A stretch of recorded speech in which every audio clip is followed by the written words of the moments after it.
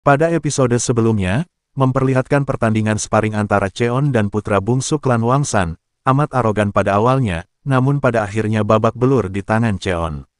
Cheon kemudian memutuskan untuk kembali ke akademi, dengan berat hati pemimpin klan Namgung kemudian mengizinkan. Berpindah ke Cheon yang sedang melakukan perjalanan ke akademi, di tengah perjalanan, Cheon dihadang oleh beberapa bandit. Tuan muda yang menggemaskan, kenapa kau terburu-buru, ucap pria botak sang pemimpin bandit itu. Kami sedang menuju ke akademi, ada perlu apa kiranya kau bertanya? Kau cukup berani anak muda. Kehilangan akal dapat membahayakan nyawa lo, ucap ketua bandit mengacungkan pedang ke arah Cheon. Sementara itu, Jung Sen tersenyum sinis, melihat situasi yang direncanakannya berjalan dengan baik. Apakah kalian hanya sekelompok pencuri? Apakah kami terlihat seperti pencuri? Bukankah kami lebih mirip seperti master di matamu? Jangan banyak cakap, serahkan semua yang kau punya, sergah bandit itu dengan garangnya. Maaf, aku tidak punya apa-apa, tapi anak itu cukup kaya, ucap Cheon sembari menunjuk ke arah Jung Sen. Jadi kau mengkhianati temanmu ya? Serahkan semua yang kalian punya, ucap bandit itu mengulangi. Aku akan bertanya kepadamu terakhir kali. Apakah kau benar-benar hanya seorang pencuri? Pikirkan dan jawablah dengan seksama. Tegas Cheon mengeluarkan energi mengintimidasi. Pria botak itu tertekan oleh energi yang Cheon keluarkan. Ada apa dengan tatapan itu? Gumam pria botak dalam hati. Dasar bajingan sombong, kau perlu merasakan pedangku dasar bajingan, teriak sang bandit sembari menyerang. Jung Sen, mundurlah, atau kau akan dipukuli, perintah Cheon kepada Jung Sen. Kalau aku tidak mau, ucap Jung Sen ngeyel sembari tersenyum. Cheon menangkis serangan itu menggunakan pedangnya. Perasaan Cheon bergejolak, darahnya mendidih. Setelah sekian lama, akhirnya memegang pedang sungguhan amatlah menyenangkan baginya. Cheon kemudian mengcounter serangan itu dengan tebasan, membuat bandit itu terduduk. Apakah kau membunuhnya? Ucap Jung Sen khawatir. Dia hanya akan pingsan, ucap Cheon sembari mengikat tali pedangnya kemudian memukul kepala botak itu dengan pedangnya. Rintihan kesakitan menggema pada saat itu, hingga menghentikan pukulan itu, pria botak tumbang dan pingsan. Aku hanya memukulnya beberapa kali, tapi dia sudah pingsan, ucap Cheon. Bergidik mental para bandit itu, melihat pemukulan sepihak yang dilakukan oleh Cheon. Hei kalian di sana, jangan hanya berdiri, majulah sini bersama, tantang Cheon kepada anggota bandit itu. Para bandit itu pun menyerang Cheon bersama. Dengan beringas Cheon menghajar bandit-bandit itu tanpa ampun. Aku mengesankan bukan, ucap Cheon di sela-sela pertarungan. Beberapa saat setelahnya, para bandit itu pun pingsan dihajar oleh Cheon. Jung Sen terkejut melihat kejadian itu, rencana yang disusunnya berantakan. Kau, saat aku menyuruhmu mundur, kau bilang apa? Tanya Cheon kepada Jung Sen. Ku bilang akan membantu, jawab Jung Sen berkeringat. Sebaiknya sekarang mari kita rebut barang-barang bandit ini, ucap Jung Sen. Sebelum kita pergi, apakah perlu kita melihat wajah mereka, ucap Cheon kepada Jung Sen. Aku kira tidak perlu, pucat muka Jung Sen khawatir jika Cheon tahu kalau para bandit itu adalah kakak dari Jung Sen. Berkat bujukan Jung Sen, pada akhirnya, bandit-bandit yang tak lain adalah anggota klan Huangsan, dijadikan pengawal Cheon dalam perjalanan menuju akademi. Beberapa saat pun berlalu, Cheon dan Jung Sen akhirnya tiba di kota Wuhan, ibu kota dari provinsi Hubei. Di kota ini, terdapat 3 akademi besar, di antaranya. 1. Aula Aliansi Beladiri Murungwan, yang merupakan rumah bagi sebagian besar murid dari 9 sekolah seni beladiri utama. 2. Aula Aliansi, dibangun oleh klan dengan kekayaannya, seperti klan Muyong dan klan Sakondang. 3. Paviliun Yongcheon, akademi terbawah dari ketiga akademi. Paviliun Yongcheonlah yang akan Cheon tuju. Beberapa saat kemudian, Cheon dan Jung Sen akhirnya sampai di depan akademi. Cheon, bisakah kau merahasiakan kekalahanku dalam duel? Ucap Jung Sen terbata-bata. Baiklah, kita rahasiakan untuk saat ini, ucap Cheon sembari tersenyum. Kemudian kita dibawa ke sebuah ruangan yang merupakan kelas di mana Cheon belajar. Menyela kebosanan Cheon, beberapa orang berbincang-bincang tentang kematian sang Great Killer. Apakah kau mendengar, The Great Killer of the World sudah mati? Sampah itu sudah mati, jelas itu akan menjadi perbincangan dunia murim, jawab pria bernama Song Won Gyo sembari tertawa. Gara-gara penjahat brengsek itu, liburanku kali ini jadi kacau. Ucap seorang wanita cantik bernama Baek Ri Hyang, putri satu-satunya klan Baek Ri Gie, dan wanita paling cantik di Hanam. Betapa sakitnya hatiku, ketika mendengar beberapa instruktur gugur dalam pertempuran itu, aku secara pribadi, ingin mencabik-cabik tubuh bajingan itu, ucap Song Won Gyo. Sementara di sisi Cheon hanya diam mendengarkan perbincangan mereka. Oh, rupanya kau di sini, bukankah kau putra mahkota klan Namgung? Senang rasanya bertemu denganmu lagi, aku mendengar rumor bahwa kau mencoba bunuh diri. Bagaimana keadaanmu? Ucap Song Won Gyo menghampiri Cheon. Ya, seperti yang kau lihat. Jawab Cheon datar. Song Won Gyo pun tercengang dengan sikap dingin Cheon.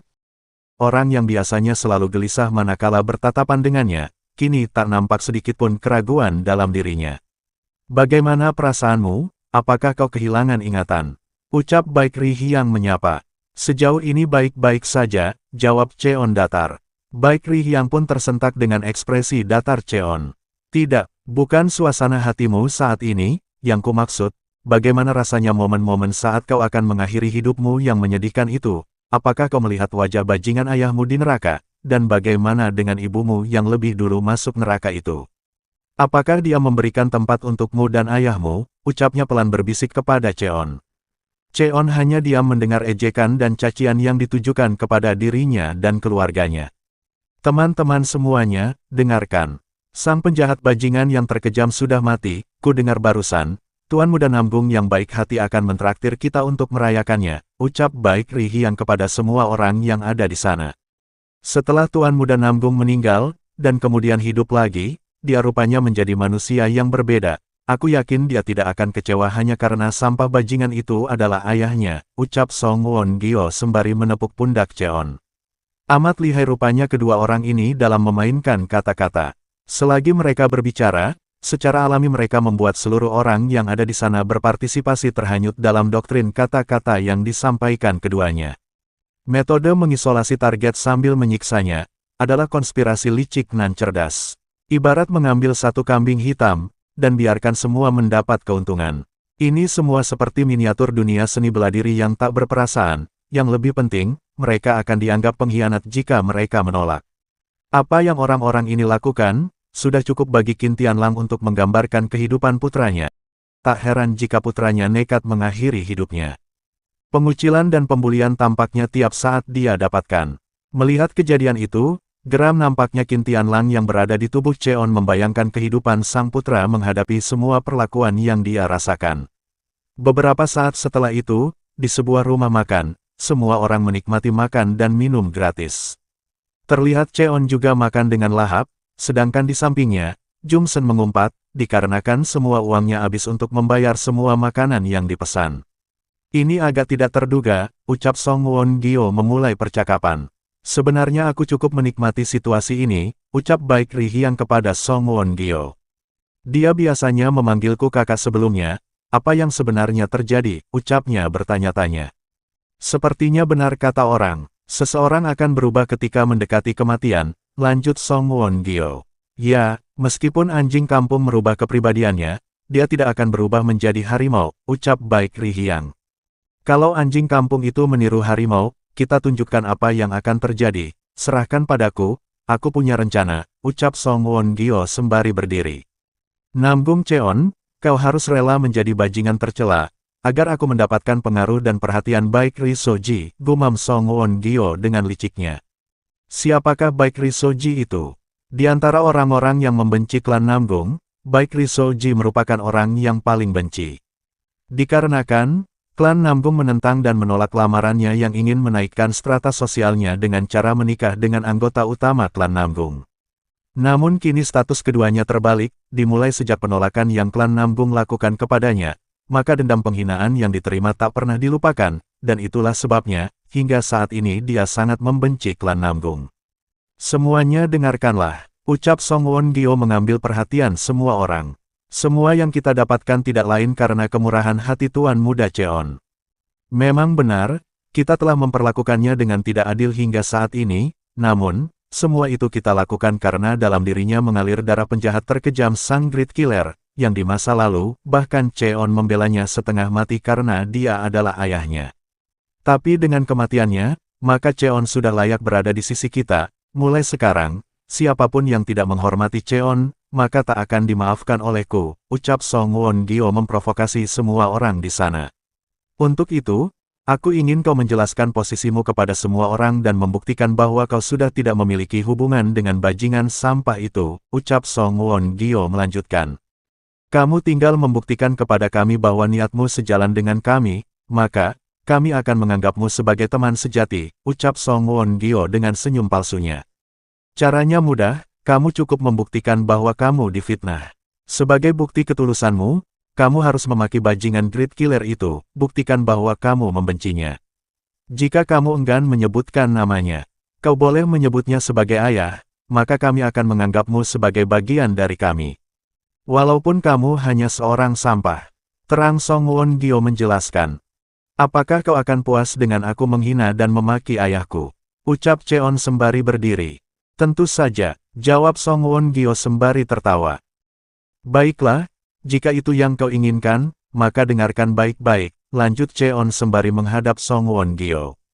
Hei bajingan, sekarang setelah aku melihatmu, kau hanyalah bajingan yang menyedihkan, sepotong sampah tak berguna, bahkan lebih hina dari seekor cacing tanah. Apakah kau menikmati menyiksa seseorang hingga sekarang? Sekarang kau membayarnya di neraka. Aku ingin mencabik-cabikmu sepotong demi sepotong, melihat betapa menyedihkannya dirimu. Tapi ini bukan waktunya. Jadi, untuk sementara, aku akan menahannya. Dan ingatlah, kau adalah orang bodoh yang seharusnya dilenyapkan sejak lama. Tutup cacian Cheon tepat di depan muka Song Won Gyo. Sudah, ini akhir dari penghinaanku, ucap Cheon. Song Won Gyo berdiri merasa jijik, entah mengapa, seolah-olah penghinaan yang disampaikan Cheon diarahkan kepadanya. Menyela keheningan saat itu, seseorang tiba-tiba menggebrak meja. Menjijikkan. Apa yang kau bicarakan bajingan? Ucap orang itu sembari menarik kerah baju Cheon. Dia adalah Pang Su-hyok, putra dari keluarga Pang. Dengan apa yang kau katakan barusan, tidak dapat merubah kebenaran bahwa kau adalah anak dari penjahat itu, ucapnya dengan marah. Apakah kau peduli atau tidak, fakta bahwa kau adalah anaknya tidak akan berubah, dasar bajingan menyedihkan, kau bahkan tak pantas untuk dikutuk, ucapnya sembari berlalu pergi. Cheon hanya diam sembari mengingat, jika mantan kepala keluarga Pang, dulunya hendak membunuhnya, akan tetapi dia harus mati di tangannya, oleh sebab itu Cheon faham mengapa Pang Su-hyok menempatkannya sebagai musuh. Menyela keributan itu, Jungsen menarik lengan Song Won Gyo seraya berkata, Kakak Song, ingatan Namgung Cheon belum sepenuhnya pulih, mungkin kita harus berhenti hari ini, ucapnya kepada Song Won Gyo. Baik Ri Hyang yang sedari tadi hanya memperhatikan kemudian melayangkan tamparan ke arah Jungsen. Beraninya kau membela sampah itu, teriak wanita itu dengan marahnya. Beberapa waktu pun berlalu, terlihat, Jungsen sedang dibuli oleh kedua orang itu. Malam pun tiba, Jungsen berlutut di depan kediaman Cheon. Apa yang kamu lakukan tengah malam begini? Tanya Cheon kepada Jungsen. Aku ingin menjadi kuat seperti dirimu, katakan kepadaku, bagaimana kamu bisa menjadi kuat, ucap Jungsen memohon kepada Cheon.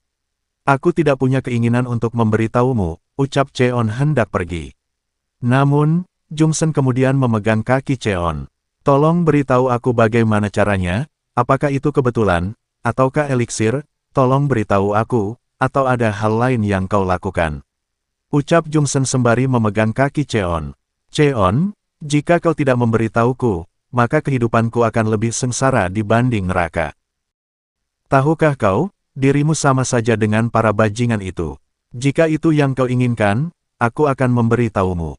Jika kau ingin menjadi kuat, maka kau harus merasakan neraka itu, walaupun hanya sekali, ucal Cheon berlalu pergi. Keesokan harinya, di kelas, perhatian Cheon kemudian tertuju kepada Jungsen yang terlihat begitu memprihatinkan. Hei Namgung Cheon, selamat datang. Apakah kau tidur nyenyak? Sepertinya tetanggamu memiliki masalah, baunya agak menyengat. Bagaimana jika kau memandikannya, ucap Song kepada Cheon. Kenapa harus aku yang memandikannya? Karena kau dan dia berasal dari lingkungan yang sama. Dasar bodoh, ucap Cheon acuh. Tuan Namgung, Aku berterima kasih karena telah makan enak kemarin, ucap Baik Ri Hyang menyela. Ngomong-ngomong kamu kelihatannya sudah menjadi cukup kuat bukan? Aku mendengar rumor bahwa kau mengalahkan Jung Sen dalam pertandingan sparring, bukankah begitu? Bisakah kau memberi tahu rahasiamu? Apakah itu eliksir? Tapi menurutku itu tidak mungkin, melihat keadaan klan Namgung saat ini, hal semewah itu tak mungkin dilakukan, pasti ada hal lain bukan, ucap Baik Ri Hyang sembari bertanya-tanya. Aku selalu kuat kau tahu, jawab Cheon sekenanya.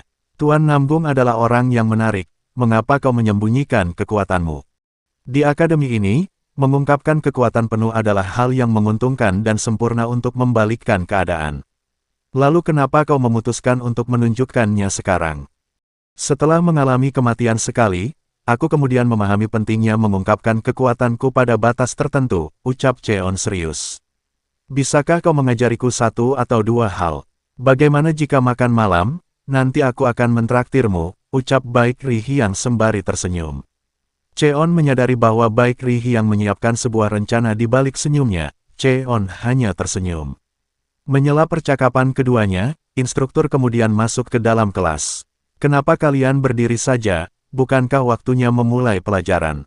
Ucap instruktur bernama Giep Yong Riang. Sampai jumpa nanti malam Tuan Namgung, ucap Baik Ri Hyang sembari pergi. Berpindah ke kediaman Cheon, terlihat Cheon berpapasan dengan Jung Sen yang berjalan dengan lesu. Cheon, apakah kamu akan menemui wanita itu? Kamu tahu kan? Menemuinya pada jam segini merupakan pelanggaran. Pada awalnya aku berencana untuk tidak pergi. Akan tetapi, sepertinya aku harus mencobanya, jawab Cheon. Aku tidak yakin dengan yang kau pikirkan, sebaiknya kamu jangan pergi, sekuat apapun dirimu, akan sulit untuk menghadapinya, ucap Jung Sen memperingatkan Cheon. Hei babi, kenapa kau tiba-tiba berubah? Omong kosong apa yang kau katakan? Pergilah, aku akan mengatasinya. Aku tak butuh saran darimu, ucap Cheon tak menghiraukan. Aku mengatakannya karena aku prihatin memikirkan hubungan kita dulu, gumam Jung Sen. Sementara di suatu tempat, Cheon sudah sampai ke tempat yang dijanjikan. Kamu benar-benar datang Tuan Namgung. Terima kasih sudah meluangkan waktu, walaupun sebenarnya kamu sibuk, ucap Baik Ri Hyang. Jadi kenapa kau memanggilku? Tanya Cheon. Seperti yang aku sampaikan tadi siang, aku ingin belajar satu atau dua hal darimu. Jadi kau mengajak untuk sparring. Ya, sparring yang adil, ayo kita tunjukkan kemampuan kita hanya dengan teknik bela diri. Baiklah, silahkan maju, ucap Cheon menantang. Baiklah, dengan secepat kilat Baik Ri Hyang menyerang dengan kekuatannya. Cheon dengan mudah menghindari serangan itu. Beraneka serangan pun dilesatkan, dengan lincahnya Cheon berhasil menghindarinya. Namun, di balik serangan ganas yang dilancarkan Baik Ri Hyang, ternyata terdapat niat busuk yang disembunyikannya. Baik Ri Hyang dengan sengaja menjatuhkan dirinya, kemudian menarik kerah baju Cheon sehingga Cheon tepat berada di posisi yang tak pantas. Dengan secepat kilat, Baik Ri Hyang menotok titik akupuntur Cheon, hingga menjadikan Cheon tak dapat bergerak. Baik Ri Hyang rupanya berencana untuk memfitnah Cheon, dengan apa yang dilakukannya, sehingga seolah-olah Cheon sedang melakukan hal tak senonoh kepadanya. Oke teman-teman, sampai di sini dulu alur ceritanya, dan apakah yang akan terjadi kepada Cheon, kita saksikan pada episode berikutnya. Assalamualaikum warahmatullahi wabarakatuh.